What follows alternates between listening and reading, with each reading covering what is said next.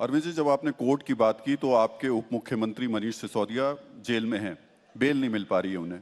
क्यों ऐसा हो रहा है कि आप अदालत के सामने ऐसी बातें नहीं रख पा रहे कि वो निर्दोष हैं और कम से कम बेल तो दे ही दीजिए? दो चीजें हैं।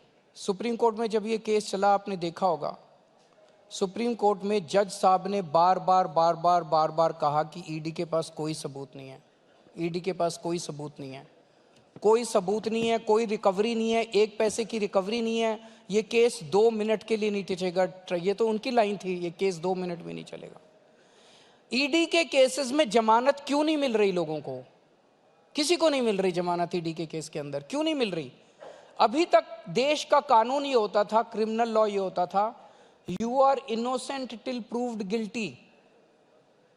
अगर आपके ऊपर कोई आरोप लगा, आपके ऊपर कोई एफआईआर हुई, आपको गिरफ्तार करते थे, आपसे पूछताछ करते थे, और पूछताछ के बाद 10-15 दिन के बाद आपको बेल मिल जाती थी, आप घर आ जाते थे, फिर आपके ऊपर मुकदमा चलता था। मुकदमे में अगर आप दोषी पाए जाते थे तब आपको सजा होती थी और आप जेल जाते थे।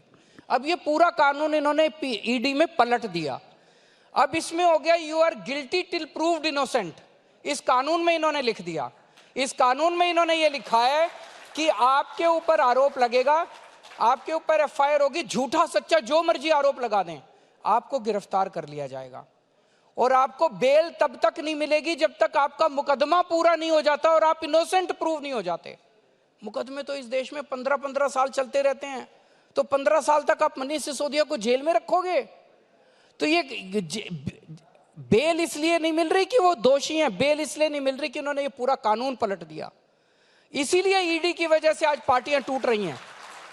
आप पहले जो कानून था, भाई आपने एफआईआर करी, आप गिरफ्तार कर लो मुझे, मेरे से पूछताछ कर लो, 10 दिन में 15 दिन में मेरे को बेल मिल जाती थी।